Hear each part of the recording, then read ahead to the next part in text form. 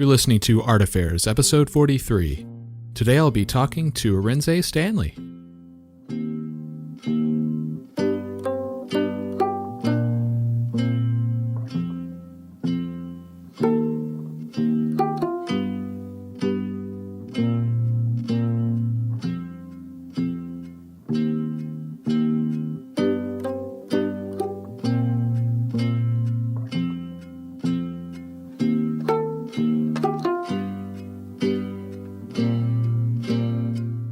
Alright, so my name's Michael Faith, and this is Art Affairs. Art Affairs is my attempt at shining a spotlight on the many wonderful people that make up this amazing art community, featuring conversations with artists, gallerists, curators, telling their stories. You can dig through previous episodes, complete with show notes, at artaffairs.podcast.com, but the best way to stay plugged in is to subscribe on your favorite podcast platform. And if you're really enjoying the show and want to help support what I'm doing here in an even bigger way, check out the Art Affairs Patreon. Not only does it give you an opportunity to help keep the show going, but there are several community-oriented benefits as well, like getting early access to episodes and suggesting questions for upcoming guests. You can find all the information about that at patreon.com/artaffairs. You can also connect with the show on Instagram and Facebook at Art Affairs Podcast. All right, so today's guest is artist Arinze Stanley. Arinze is actually shown and is friends with former guest Ken Nwajubu, and was the person that Ken suggested me try to have on when I chatted with him earlier this year. Arinze's artwork falls firmly into the category known as hyperrealism, and his ability to render portraits with such incredible amounts of detail is extremely impressive. But I think what's most powerful about his work, and what really grabbed a hold of me, is the way that he shines a harsh and unflinching spotlight on some very difficult social issues, using his platform to spread awareness. We talk about his sense of activism on the show, as well as when he first came to the realization that art could actually be a viable career, his upcoming solo show at Corridor Contemporary, and a whole lot more. So I hope you enjoy my conversation with Arinze Stanley.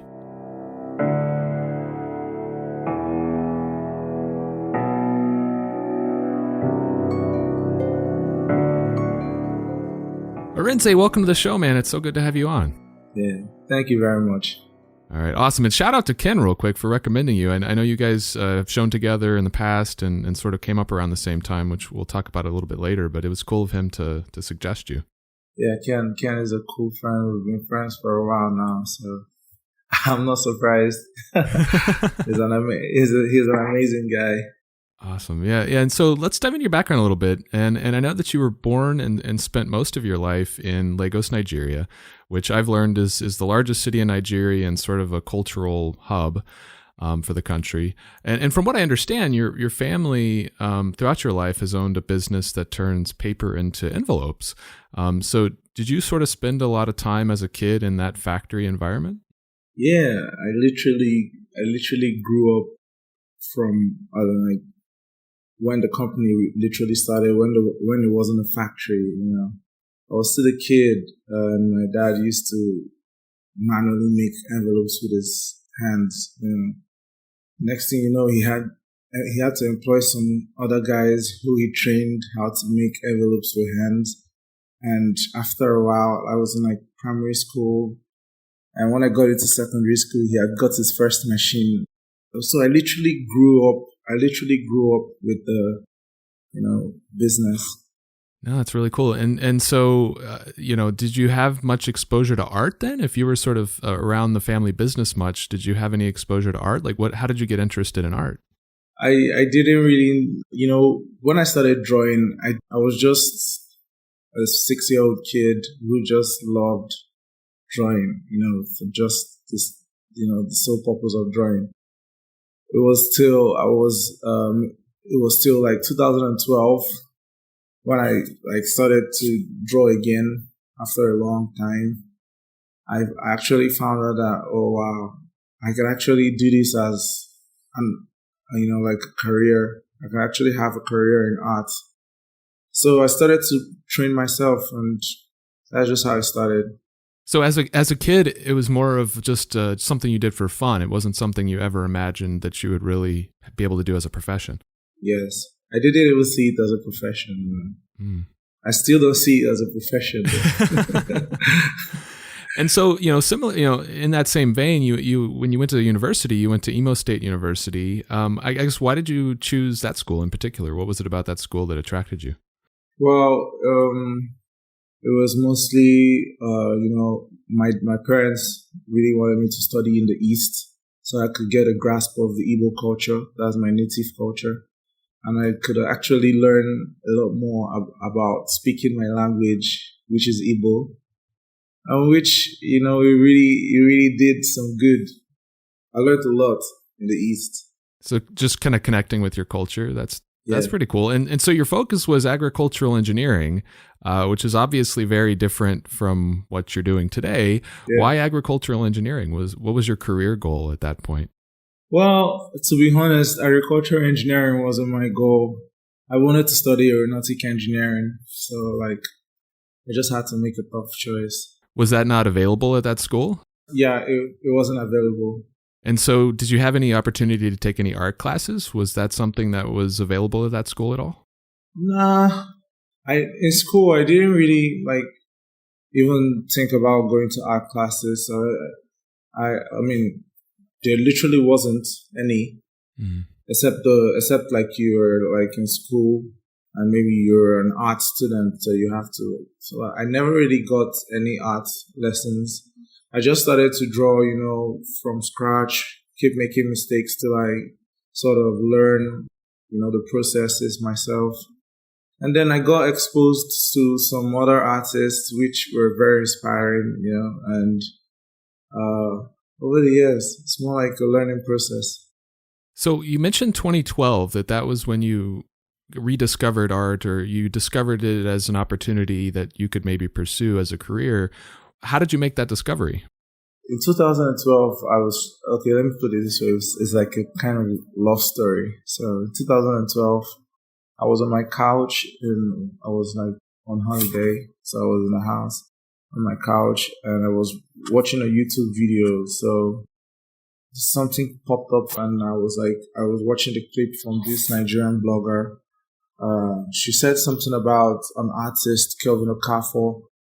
He made amazing drawings, I think she was talking about comparing Africans that are representing Nigeria over abroad, in a positive light. And then she mentioned Kelvin Okafor. I went and searched Kelvin Okafor on the internet.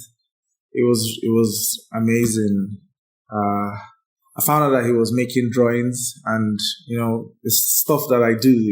I make drawings too. But seeing him on a very accomplished level, doing what he loves doing, and it really motivated me to dive into art fully without even looking back. I felt motivated. I felt inspired. So I started drawing on a full scale in 2012, and as you know, still drawing. So, I mean, that was a pretty life-changing discovery. Yeah. I guess, was that also the point that you realized that maybe you could make a career out of this, that you wanted to try to pursue this as a profession? Well, about making a career out of it, I realized that you can build a career out of it, but I wasn't even thinking about a sustainable career. I mean, it's something I love doing and I could actually do. But now, I think a lot of what made me start drawing in general was a combination of so many things at the same time. 2012 was one of the highlights of my life. As of that same year, I faced the first brutality that by military. They beat me up in my school. Oh, wow. And, part of that was the reason why it kind of shifted my direction of what I was, creating. I used to just love to draw people, friendly people. Then after the event, my works have been directed towards, fixing part of my society that my words can't, fix. What happened in, I guess if you're comfortable talking about it, what happened in 2012 that caused you to kind of realize the flaws that you're seeing today? Yeah, I mean, I was in my hostel in school with my friend. I was in his room. So all of a sudden we got a knock from the door, and it was like I went to open the door, and then I found out that it was three military men, I think three or two. So I asked them, I greeted them, of course, in the morning, good morning, and they were like, am I Ifani? And I was like, no, I'm not. Well, they say he's in this room. And I'm like, no, I just came to visit my friends in the room. So they called me and my friend out, and they started to make us do frog jumps. And it was so funny. This happened so quickly. Like I didn't even realize like how much trouble I was until my friend in front was kind of like confused, and he was trying to talk to me when we were doing the frog jump. And then the military man used the back of his gun to hit his head. Oh, and wow. I realized that, oh wow, I'm really in big shit right now. Sorry for using the word how it goes. So like after frog jump, they now started to use fan belts. I have photos of this. Started to use fan belts to flog me, and they were like so suspicious that I was the one they were looking for, which I wasn't the one, like. And the more I kept trying to defend myself, that hey, my name is Arinze, I'm trying to speak, I'm trying to tell you something, I'm trying to tell you that I'm not the person.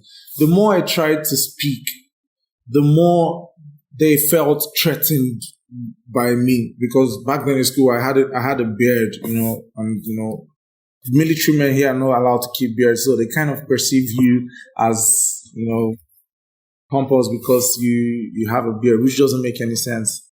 Right. So like the more I kept speaking to them that I didn't do this, I am not the person you're looking for, they started to beat me the more, because they felt like I was challenging them. And there is something that one of them said, is obey before you complain. And I'm like, wow. This is a common phrase here in Nigeria, where they use the military men tell to the people, obey before you complain, and that means they have the right to continually abuse you until you submit to them.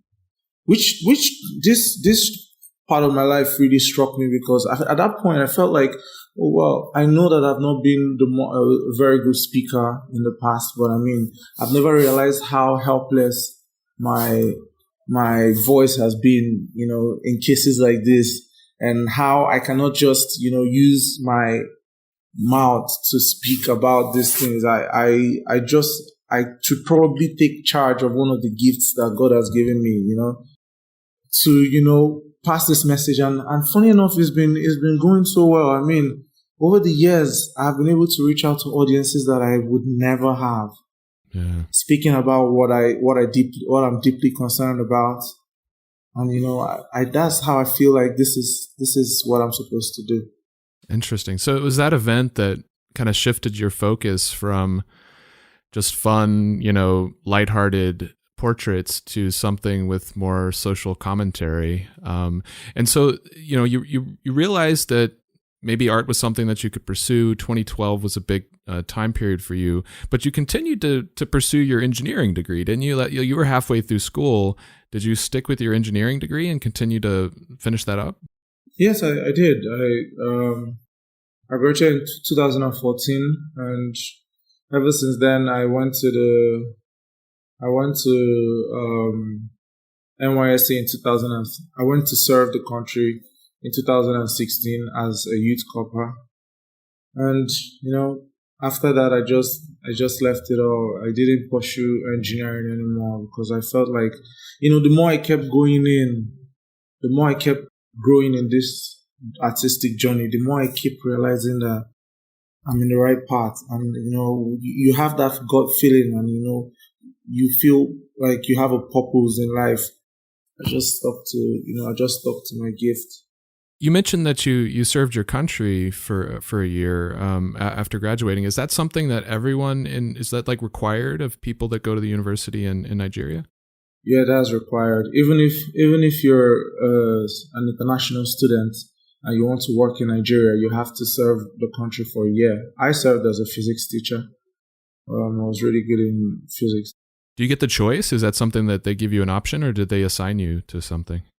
Well, I think they assign you to your PPAs. They assign you to your places of the places that you're going to work. If you're going to work in a school, they assign you to a school. If you're going to work in a hospital, that's if you're a medical student and you want to work in a hospital, and you're going to have to work in a hospital. So they assign people with what they studied to different places in Nigeria. Like I had to leave Lagos to go all the way to Kaduna, which is really, really far away from here. And, I got to love the place and the people, and seeing outside my comfort zone for once. So that's the goal of the NYSC. Yeah, yeah. So once you finished up your public service, did you come back to Lagos at that time? Yeah, I did. I came back to Lagos. And what kind of work were you doing once you got back home? Well, I was, still in the family business. As I was here, I was supposedly supposed to be the next in line, for the business. So I have to be here. I have to be here in the factory. And I spent most of my times here at the factory without working for about months until, I just decided to carve out a small space in my room to start drawing. How did you make time for both? Like, how did you make time to I guess, continue to grow as an artist and also work in the family business? Well, I say I sacrificed something for something, and that one thing will be my sleep. I gave it all up. I mean, everybody was worried. Everybody was worried about me. I wasn't sleeping well.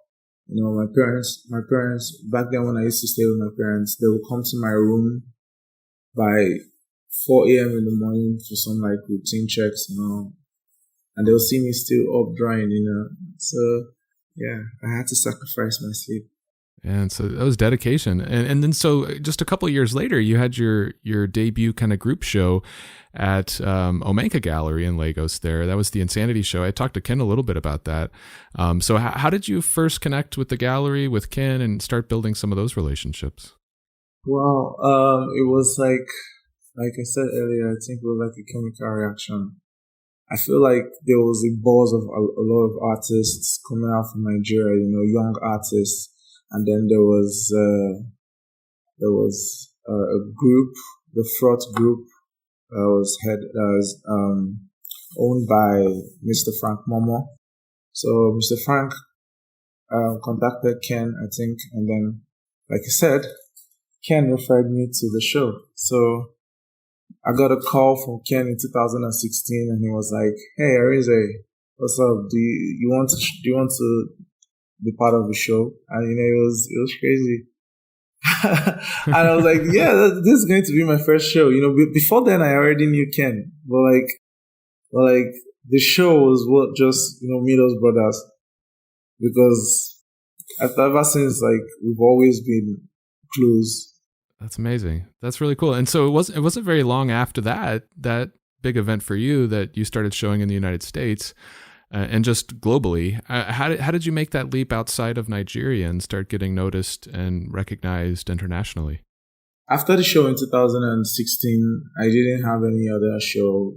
So I got contacted by an arts curator and a gallerist in the US, Marcel Katz.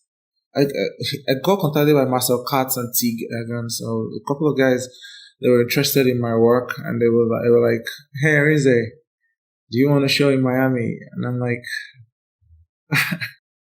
do we want to show in Miami? I'm like, I don't even have my international passport. I had to they had to convince me about the show. They paid for my flight tickets, and they brought me to Miami. I had my first show at Scope Art Fair. That was it. I mean, that happened so fast. Yeah, I mean, it's funny because you graduated in 2014, you started showing in 2016, then you get in international shows just after that. You had your first solo exhibition in 2018 at Jonathan Levine. It's just boom, boom, boom, just one right after the other. I guess, how did you connect with Jonathan and start, setting up that solo show? As soon as I came back to Nigeria, I got an email from Jonathan, and it was like, "Hey, Arinze, am I interested in getting a show in his gallery?" And that was it. I was going back to the US again. And I had a show. I got to know Jonathan Levine. He has represented a lot of artists that I like and I love. And I've seen the way his gallery has, brought a lot of people from stage to stage. I read a lot about his gallery, so I agreed to show with him in New Jersey. And that was my first solo exhibition. Yeah, that's amazing. And do you still work with your father during the day, like at the business? Do you still work with the family business, even though you've now become an international, artist? Well, basically, I'm always dedicated to my family business. Right now, I just left my home studio and I brought my studio into a new building that is, also owned by my family, but closer to the business. This way, I put my eye on ground on what's happening, rather than being distant all the time. So let's dive into your work a little bit, and the mediums that you mostly work in are charcoal and graphite on paper. I guess, what is it about working in graphite that you find so appealing? Is there something about it that you like, or is it just what you've always felt comfortable with? Well, when I started drawing like when I was 6 years old. And I grew up in a paper business, I got to love paper, absolutely. I got to love paper as my favorite toy. There were different ways you could play with paper. I had like a lot of paper. So you can either make like paper planes or like boats. Sometimes some of the most interesting things I do with paper is construct and draw. So basically, my two best friends were like my pen and my paper. So I love drawing. I love that sensation of giving the strokes on the paper. I love that, it's a deep experience and it's something that is very addictive, Yeah. Once you start drawing, you just start drawing because of how much, it satisfies you. And I think that's how I fell in love with graphite. It's really cool that it ties all the way back to your childhood and just growing up around so much paper that was just around you all the time. Yeah. Are there other mediums that you'd like to explore someday, like paints or any other types of medium? Yeah, like I said, I was also very interested in construction. So I think something on my mind, something that I'm already working on right now. It's gonna be my first sculpture.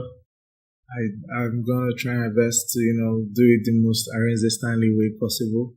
Nice. And yeah, just try and let it come from an original. I have never learned sculpting before, but I want it to come from somewhere very original, And is that the I know you mentioned something on your Instagram about working on a new metal piece. Is that what you're talking about? Is it a metal sculpture?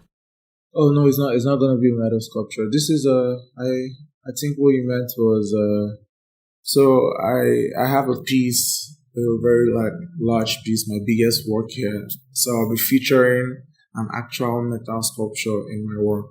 Ah. Yeah, but I'm open to exploring metal sculptures because I love metal sculpting and I love a lot of welding. So I think I could fuse that together. I mean, there's a lot to do. There's a lot I could do. What is the what type of I guess materials are you using for the first sculpture that you mentioned? You said you were just getting into sculpture. What is that going to be? So like I'm going to explore what I have called hyperdimensional realism. That's hyperdimensional realism. So it's going to be something from a place of my deep thoughts, something that you've never seen before. So when you're first starting on a new drawing or a new body of work for like a larger show, what's usually your first step? I know you love photography and that you use that as a big source for reference. So is your photo shoot the starting point for a piece, or have you already started sketching stuff out even before you start taking photos? Yeah, I sketch a lot of my thoughts first, then the composition, the actual photography is like the third step, the fourth step. How do you source the models? Are these people that you know, or are they just people that you hire? Like, Who are the models that you work with? Well, this one, I don't know how this happens. I don't have physical words. I don't have words to explain how this one happens. I just meet people and then I'm like, oh, I see you in this drawing, and it matches with what's in my head, and it comes out amazing all the time. So that's why I don't really use models. I just use people I meet in my real life. Do you think that it helps if you already know the people? Like, does that connection make the piece stronger usually? Yes. Sometimes it's more of what I see in you. I don't know how that works, but when I see something in you, I feel like I connect to that aura, that personality, to make something. Once you wrap up the photo shoot and you have a lot of kind of references to work with, what's the next step after that? Do you jump just right into the final piece, or do you make a more refined drawing as sort of a middle step? From there, I just jump into the main piece. Sometimes I like to modify the references. So I think of ideas on how to modify the referencing sketch before I make the actual work raw. Not really a defined sketch, just a rough sketch to have the image in my head. Okay. And once you really start in on the final drawing, do you have a particular strategy in mind as you start to go through it? Like, do you start from the top down? Do you start with a particular part of the anatomy, like the eyes? Like, what's your approach? I start anywhere. Sometimes I feel like it's great to start from the eye, because I spent a lot of my life I started all my pieces from the eyes, but along the line I try to explore other places, like how does the head connect to the arm. Sometimes I could start with the arm and then go to the head. Sometimes I could just play around with it. Do you like to work on one piece at a time until it's finished, or do you go from across multiple pieces? Nah, I have like 6 works in the studio right now. So I think that helps because, sometimes you feel like doing this, sometimes you don't, sometimes you feel like doing this other one, sometimes you don't. So I have like 7 options and it's exciting. Yeah. Okay. And you mentioned moving into a new studio space. Is that was that just so you could get closer to your family business, I guess, or Yes. Did you outgrow your home studio? And that, so yes. I actually outgrew my family home and then eventually my own home. So now I figured I needed like a space that could contain all the works that I'm doing. So, thinking about some of the themes that you work with, you say in your bio that you like to express strong emotions through your portraits. And we talked a little bit earlier about how your focus shifted from really happy stuff to something that was more social commentary. I guess by expressing such strong emotions through your work, are you trying to evoke a particular response from the viewers? Like, what are you hoping that people come away with when they look at your work?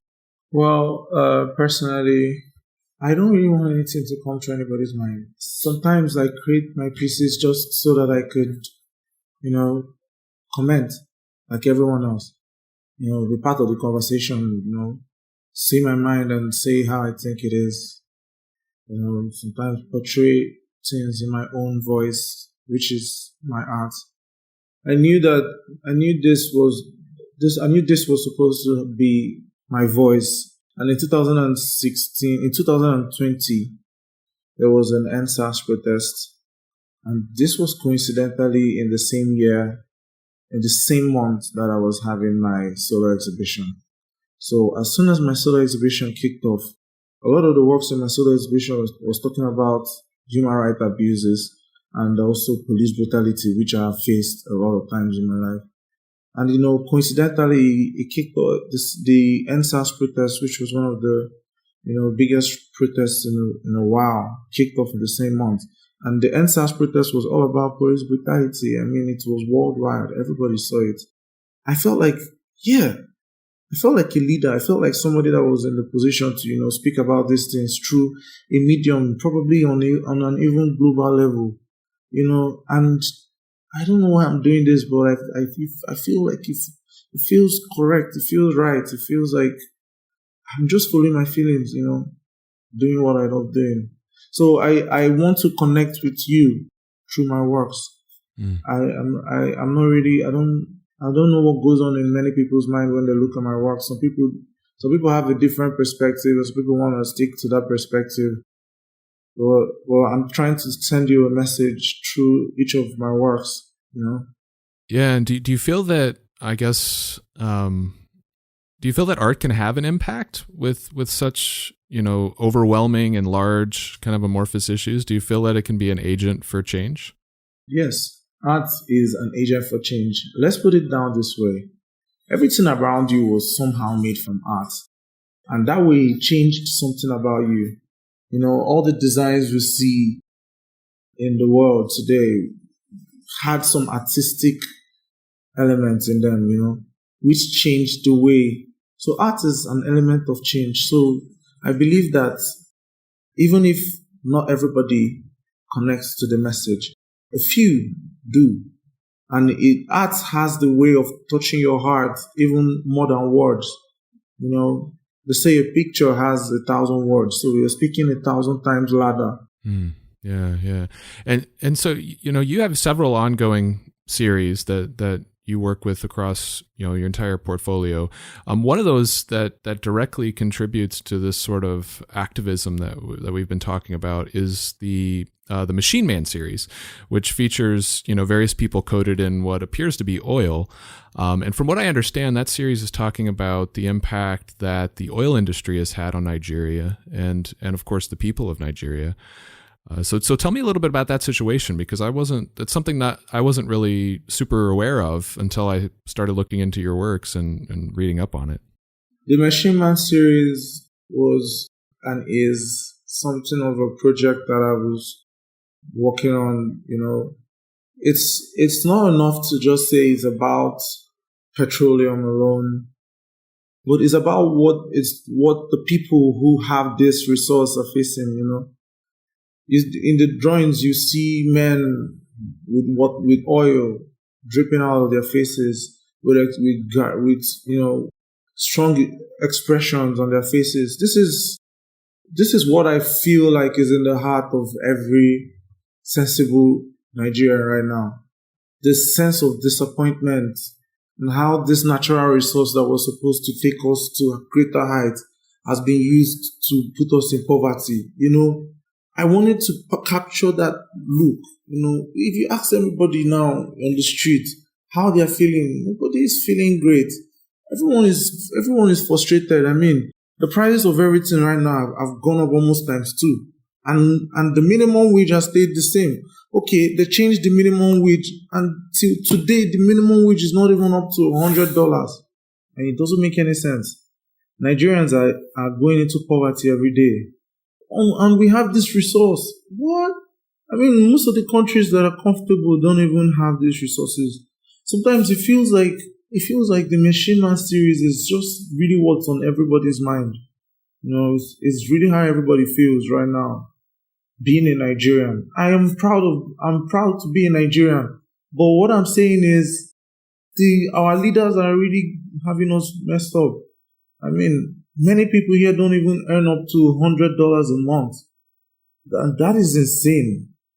No matter how much everybody tries, no matter how much the US, the UN tried to, send aids and all this to Nigerians, if you don't fix the government that is here, if you don't find a way to fix the corruption that exists in Nigeria, to be honest, there's no going forward because it's too much. And I know that one thing that you've said in interviews in the past is that and specifically related to this series, is that you want your works to be a voice for the voiceless. And I thought that was a very powerful statement. And, to tell the stories, I guess, of the people who are powerless to tell it themselves. Where does that sense of heightened responsibility come from? Like, how did it come to be that you felt necessary that your platform tell these stories? I already had this encounter in my life, and I know that at that point I was voiceless. I already know what it feels like to be voiceless, and I already know what it feels like to be voiceless on a very large level, and I have been graced to be given the opportunity to speak. I'm going to speak. I mean, that's the least I can do. So I'm gonna have to speak about these issues. I mean, that is, have you ever stayed for a long time wondering what your purpose on earth is, and then you be given an opportunity? I took it. No, that's really cool. And do you think there's going to be more pieces in that series, the Machine Man series? Yes, I'm right now. I'm at Machine Man 10, and I am wondering if I should continue. I should make the 10 the last one. Okay. So I haven't made a decision yet. So. Okay. Another fairly new series that debuted in your show at Corey Helford last year is the Bullets and Denim series, and number 2 of that one was probably my favorite piece of the show, just personally, and I think both are really powerful, and for those that haven't seen those, they both have pictures of men that have what appear to be seams stitched in their face, like similar to what you would see on a piece of clothing. As well as bullet holes in their heads. And that's a pretty powerful kind of image to unpack. So what's the background for this series, and like what's that story that you're trying to tell with it? Well, the Bullet and Denim series is basically a series that speaks about the impact of police brutality and forced brutality on a large scale, and what it is doing to the audiences. From where I'm from, if you have a torn jeans, a torn trouser, you just don't throw it away. You try to sew it back. You keep sewing it and patching it back. A lot of people go through that. Not everybody has enough money to buy a new set of shirts or jeans anytime it gets damaged. So that patching back, I wanted people to understand what it's doing to us. Every day you go out in the street and then you're somehow assaulted by police, and then you come back home, and then you're going back in there tomorrow with the same possibility that you're going to get assaulted again. It got to the height. I mean, at that time in Nigeria, it got to the height.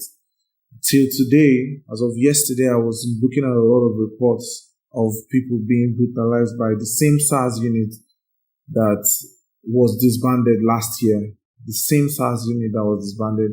A lot of people are still complaining that they're being robbed till today. So I feel like I wanted to use that series to show people that, these people have a bullet to their head. I mean, we can't take it anymore. That's why I put a bullet hole in the head. I mean, we've taken it to the head. We've taken the insecurity is a lot. So I wanted to use this piece to, talk about how Nigerians have to deal with being patched over and over again. And now we've taken it to the head. We can't take it anymore.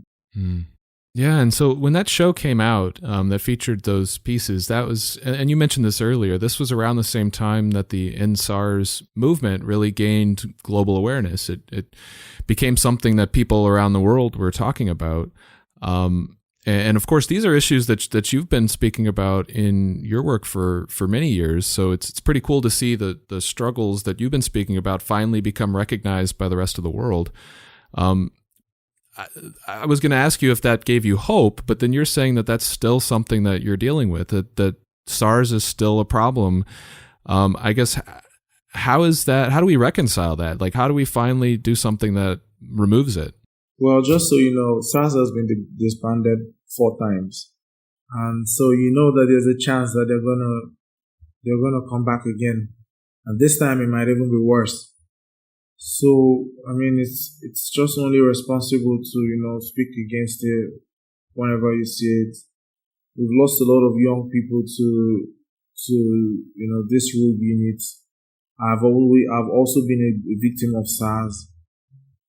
Last year, although it wasn't SARS, but it was also the police, I almost lost my eye, and I had to have an eye surgery. Oh, wow. And nobody paid for it. Nobody paid for it. Nobody said anything. I got a call from the police At the end of the day, they were like, I should come back to the same state just days after my operation. I was like, you guys are not even responsible. Nobody was ready. They weren't ready to give up the identity of the person that slapped me. Although they told me that they had him in the cell, but nothing. Because I had to leave that state for my surgery. So there's just no sense of responsibility within the police. So I want to speak up until something is done. Do you have any thoughts on how that might how something can finally impact it? Because I feel like last year it gained such awareness. And if that hasn't made it go away, like what's going to make it go away? Like, how do we address it? I think in general, speaking, sometimes you have to speak, sometimes you have to shout. So, and I believe as you shout, you can be louder. And if when you speak and the person can't hear you, you shout and then the person will hear you. So I feel like not a lot of people have joined the movement yet, in as much as the population of the people that have been speaking against it. I mean, there's no government that has fought their people and won. So you have to understand that it is a battle that we're going to win. This is the battle of our fundamental human rights. We will win this battle. And I'm not doing this. I'm not saying this based on whatever figures I've seen in the past or whatever people have, joined the movement. I'm saying this because it is true. Our human rights will always prevail.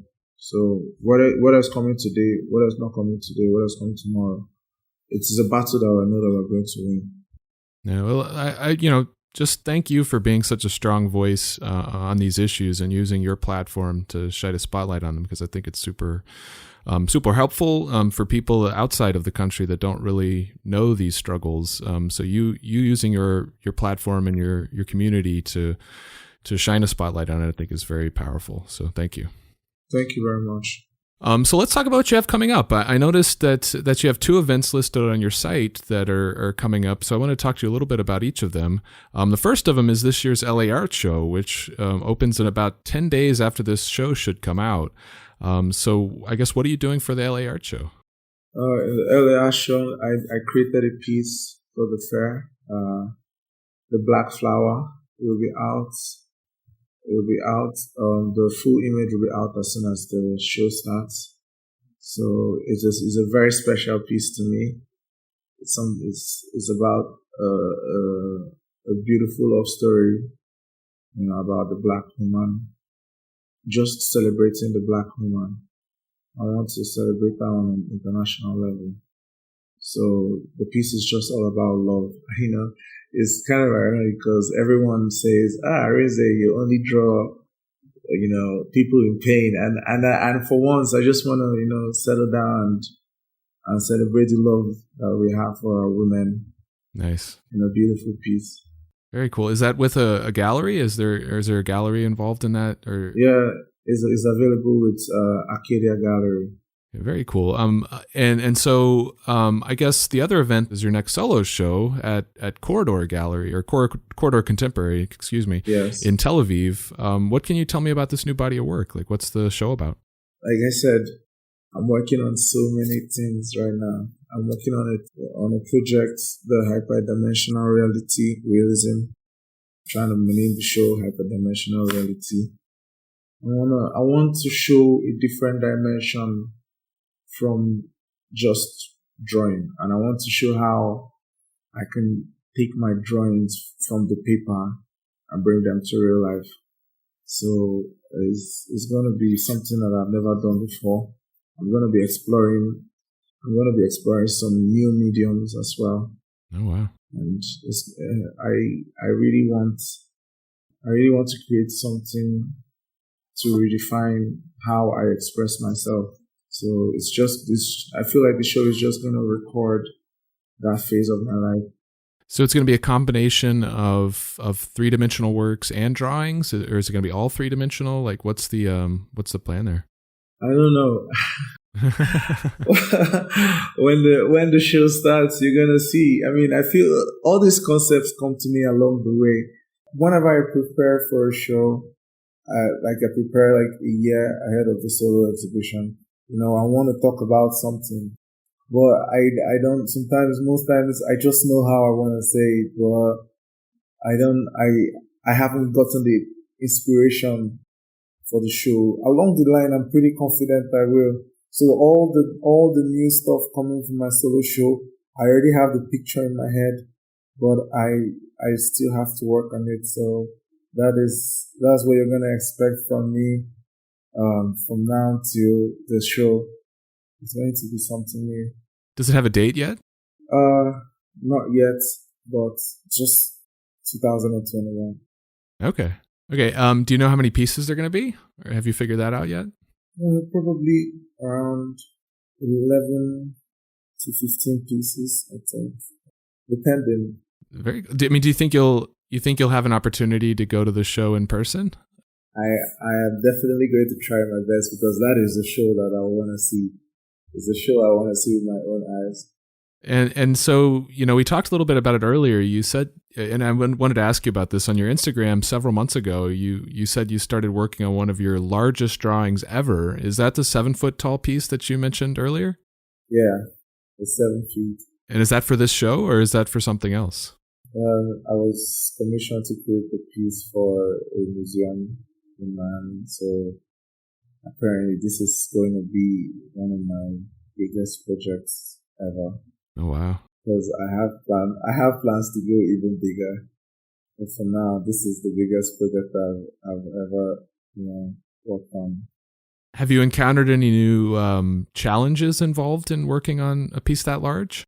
Yeah, I was thinking about how to make, to stand on such a high level, until I used a part of my engineering skills to construct something sort of like a scaffold in my studio. And it's something that I constructed from scratch. It has wheels and it could take me up on different levels. So it feels like I already figured it out. Awesome. Very cool. So, I guess as we close out, where can people find you online?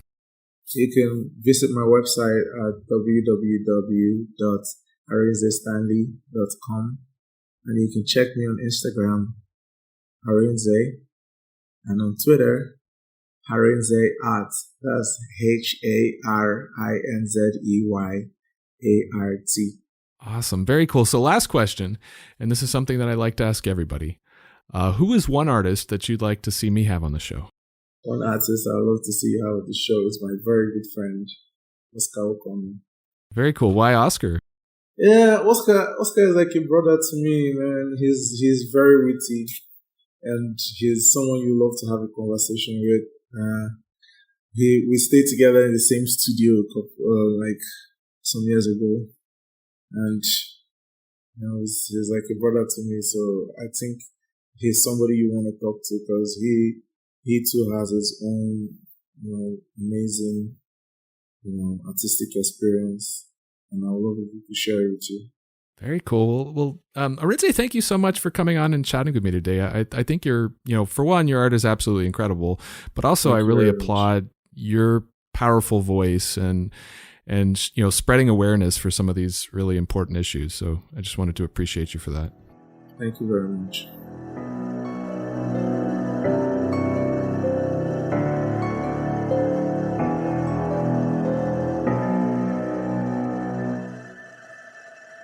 So that's it for this episode of Art Affairs.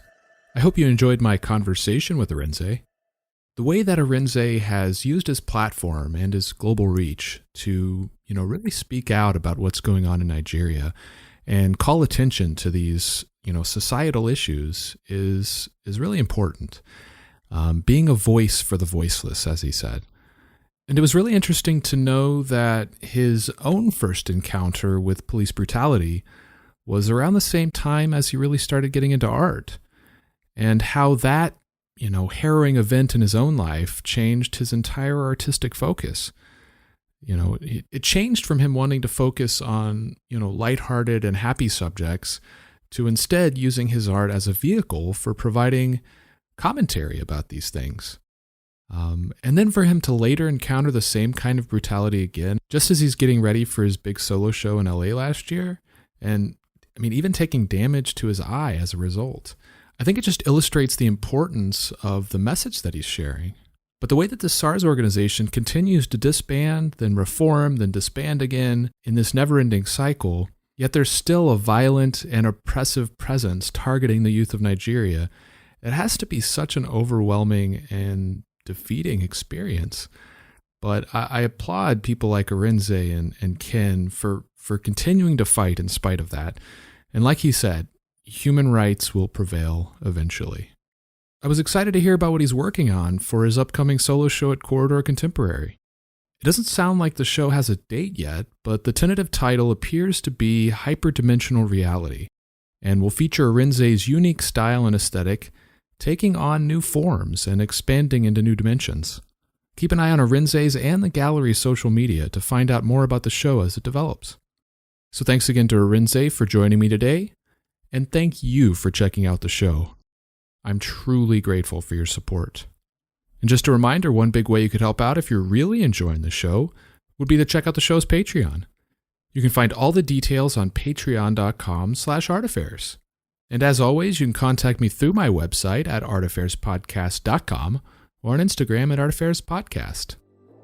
So until next time, be good to yourself and be good to each other.